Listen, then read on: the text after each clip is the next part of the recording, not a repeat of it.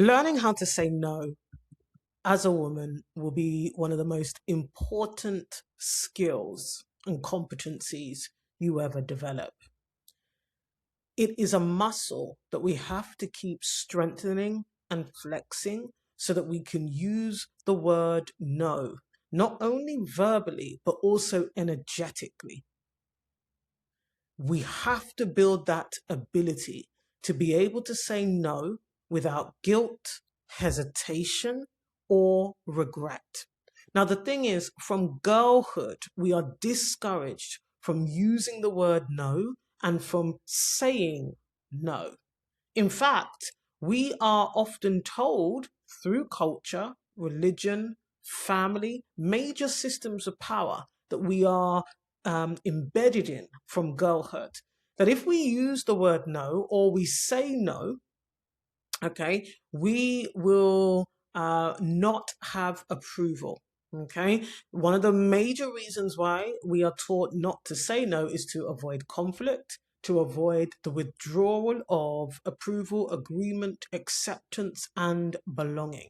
And so, of course, when you've been taught that from childhood, where you've developed this sense that it is safer for you, it's easier for you not to say no and not to energetically say no, okay, to requests, suggestions, whatever it might be in the different spheres of life. So this is not only in the family setting, also in the workplace, in dating and relationships, in the healthcare system, all right, in the education system, whatever the sphere is, our ability to say no and mean the no is critical.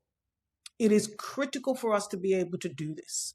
And actually, what we need to be able to develop the ability to do is say no declaratively as well.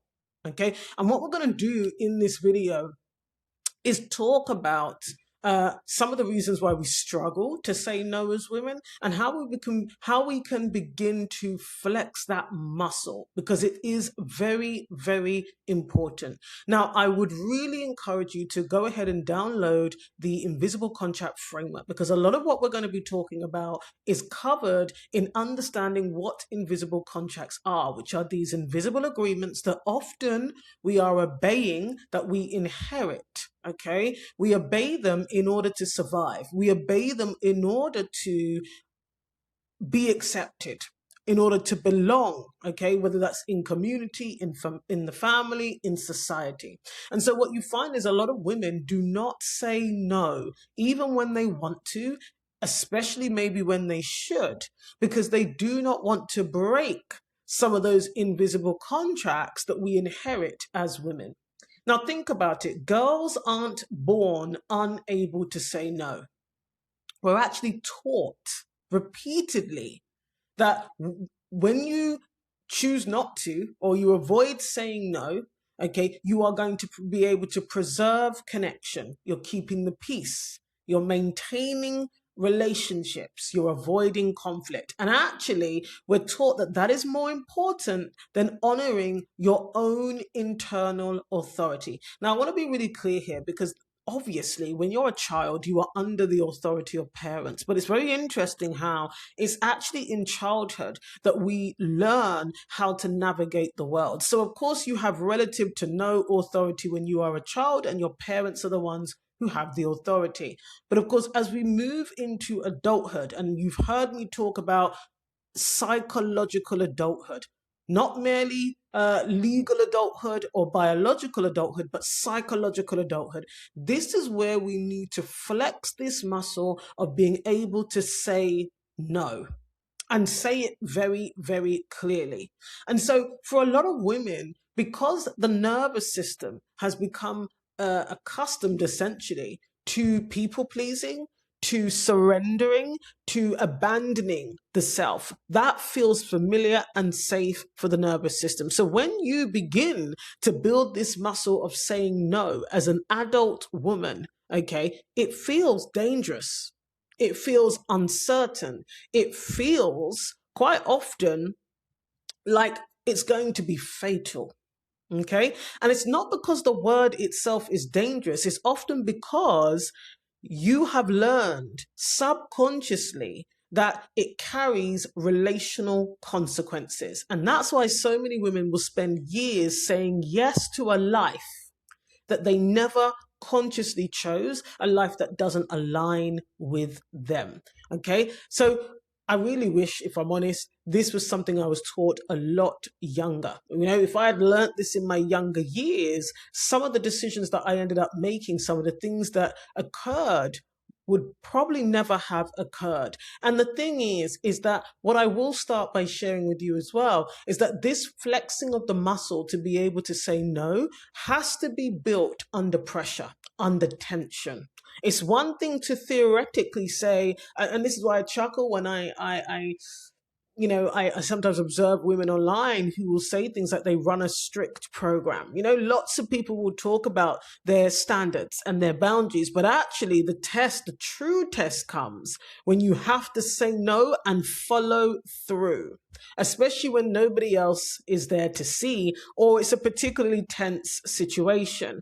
And usually when we're having a conversation about the ability to say no, a lot of the time in the programs that I run, a lot of women may talk about usually interpersonal dynamics in terms of dating, relationships, and marriage, maybe even relationships with parents and or siblings. And so it's often under tension where there will be relational consequences that women will struggle to say no, mean the no, and not collapse, okay, after they are having to say no.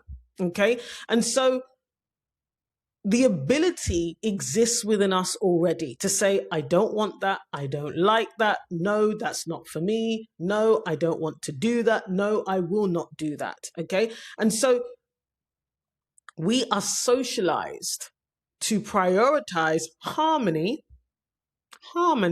over self-authority. And it doesn't just happen once or through something dramatic. It's really through thousands of little interactions that we have over the course of a lifetime. In my former religion, one of the things that they encourage a lot is be peaceable. Okay. They often will talk about that scripture about being peaceable. And so there's often an encouragement to let things go. But in that, okay, is again this often surrendering sometimes to these thousand little interactions that can accumulate and accelerate. And one thing I know for sure in my little experience of life is that when you allow a number of little liberties to fly, it always comes back to bite you. And this is why it's so important that you flex this muscle of being able to say no clearly, quickly, and declaratively. Because actually, a lot of the times, especially when you're navigating systems of power in particular, okay, or people who have power in your life, if you don't know how to do that, liberty will occur. And sometimes it isn't just one major dramatic thing. It's a number of small interactions that begin to accumulate along the way. And it's always those number of small interactions that are gradually eroding your self-authority. Because what will happen is people around you will lead you to believe, particularly if it benefits them, if you never say no, people around you will lead you to believe that you're being too much, you're being harsh, you're oversensitive, you're unyielding, you're unkind, you're uncaring, you're not considerate enough, you lack patience. Well, when it benefits them, of course, they don't want you to flex that muscle of saying no. Okay. And this is the part where often the psychology comes in, because remember, your nervous system is intelligent. It's basically trying to keep you alive. And so if saying no repeatedly results in you being disappointed, there being conflict, there's a withdrawal of affection, criticism, punishment, and shame, your nervous system has learned that you saying no equals danger. So this is why when you become an adult, or you're moving through adulthood, and you start saying no to working late or taking on extra work, you say no to lending money, you say no to a date, or no to sex, or no to a type of sex you don't want. When you say no in various scenarios, your body reacts as though something terrible is happening. And the discomfort, and this is the thing, the discomfort itself, you need to understand this, is not the evidence that you are wrong. It is actually natural and normal that you will feel discomfort, uncomfortable, because what your nervous system is often telling you is that there's going to be a cost if we say no. Now, here's the thing. I believe overall that most women, they override, okay, their instinct and their intuition. So they often know deep down whether they want to do something or not, whether they want something or not, whether something feels right for them or not. But what happens is they override it, okay? And what they'll do is they'll say, I don't know, I'm not sure, I'll think about it, I suppose, perhaps. You see, a lot of the time that might seem like you genuinely don't know, or you're uncertain, etc. It's really an understated no. Okay? This is why when I do training with young women in particular, you have to understand if it's not a yes, it's a no. So anything other than a full-bodied yes is a no, because there are going to be situations in life where this becomes critical. And it's very important that you do not say things like, I don't know, because some people and systems of power will exploit that. They will leverage that. And so there are times in life as women where we need to be able to say no quickly, clearly, and declaratively, because sometimes actually that can be protective. All right. And it allows you to energetically send that message that you mean business. It is very important. Okay. And so it's when you become fluent in your own internal signals, when you no longer doubt yourself, when you allow yourself to feel how you feel, then you can operate in the self-authority that is required for you to be able to say no. Here's the thing though. One of the things that I know from experience, that in order for us to flex that muscle of saying no to other people, we often have to hear ourselves saying it. Because for a lot of people, hearing themselves say no is quite scary. And you may not have done it very often. And so your body needs to hear, you need to hear yourself saying no, and also experiencing what happens in that aftermath. Okay, because one of the hardest things for a lot of women is to endure and be resilient in the face of other people saying things like they're disappointed, they're not happy, it's a shame, they really wish you would. You know, enduring someone sulking, sighing, maybe even crying. Enduring someone giving you the silent treatment and withdrawing maybe their affection because you've said no. Often the challenge after you've gotten over saying no and hearing yourself say it and deciding that's the right thing to do, the challenge is enduring that response and understanding it has nothing to do with you.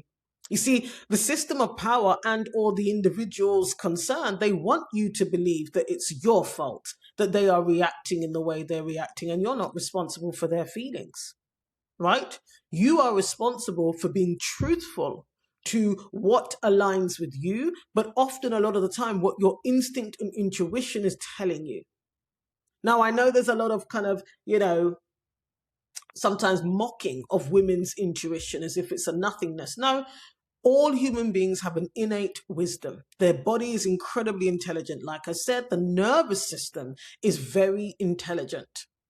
And so therefore, there are absolutely times where we as human beings know, there's an innate knowing if something, for example, feels safe, right, okay, etc. And what happens is a lot of the time we have been trained as women from girlhood to override that. And we're often taught certain things like, well, it's masculine.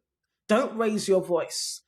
Mind the bass in your voice. I say that as somebody whose voice is very, very distinctive. That's the word. And often I've received, criticism about my voice, the cadence of my voice, the tone of my voice, the bass in my voice. And when you couple that with my,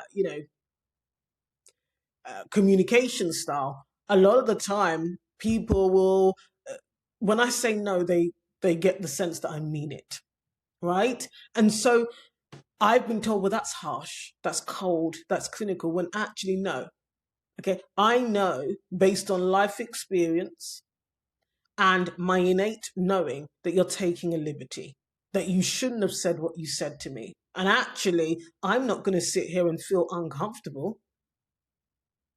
You shouldn't have a problem with me addressing something you've said or done because you did it and you said it. So it's going to be addressed. And this is the other thing, when people say things, it's not what you said, it's the way you said it. Now, that adage needs to be contextualized, because sometimes you need to say something in a particular way for the other person to understand that you mean business, that you are very certain about what you're saying. In my experience, particularly when it comes to men, you see, it's very interesting because in my observation and my experience, a lot of the time it will be men who talk about the way women talk to them. Now, don't get me wrong. I've earwigged on quite a few conversations, especially online. And sometimes when I hear the way some women talk to men, and when I say talk to men more generally, like there's but this is just my thing. I don't do cursing and things like that. It's not my thing, right? So there are definitely instances in which we can speak to people in ways that are disrespectful, but there's context attached to that.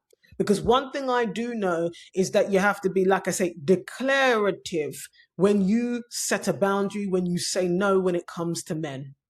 Because if you do anything but that, you leave too much leeway and room for them to say that they didn't hear you, they didn't understand you, and they weren't sure. This is why when I train young girls, it's something that I had to learn for myself. Anything other than a full-bodied yes is a no. I don't say things like, I don't know, I'm not sure, let's see how it goes. Oh, no, no, no. Oh, no, no, no. Right? When you're dealing with people, particularly men, you have to be declarative. And you sometimes, I say sometimes, but you need to, there's a tone and there's an energetic stance you often have to take. Because it's difficult enough in some scenarios and contexts to be taken seriously. And they will keep pushing the boundaries. They will keep attempting to take liberties. And a lot of the time, people know they're counting on you to shrink. They're counting on you to be regretful, hesitant, to be unsure. Because you see, in the space of ambiguity and uncertainty, that is where liberty can prevail. That is where liberty can play. And then suddenly it's all in your head. Suddenly they're telling you took it too seriously, you're overthinking. You see? Then the mind games begin, because the uncertainty leaves room. And so you have to flex this muscle as a woman of saying no, not just verbally, but through your actions. Like I said, you have to be willing to follow through. The keying, maybe, that can get you into trouble at times. That can get you into trouble. You play games, what do they say? Play silly games, you get silly prizes. It is very important that you build this adult competency of being able to say no and follow through.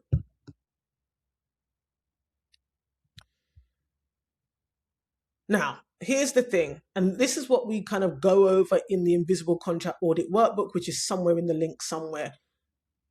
Here's the thing, we often have to start small, right? Because some of us can't go all the way in. Right? You can't go all the way in. You've got to practice. You've got to start small. So you don't have to begin with the hardest conversations you could possibly begin with in life, right? Start where your nervous system can tolerate success. Now, what do I mean by this? Look, the reality is when you start saying no, you have to be able to face and be present and sit in the consequences. Now, the consequences, okay, the consequences train you. They refine you, they make you sharper, and it makes it easier with time for you to say no and follow through.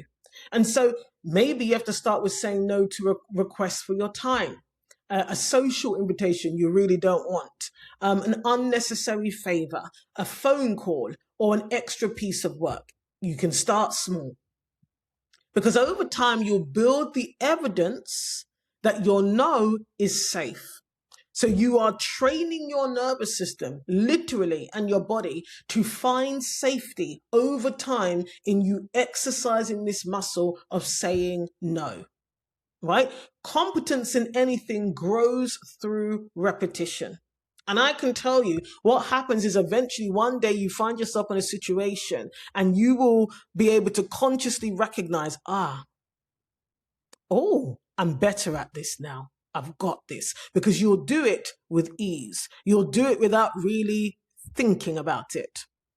I'll give you an example.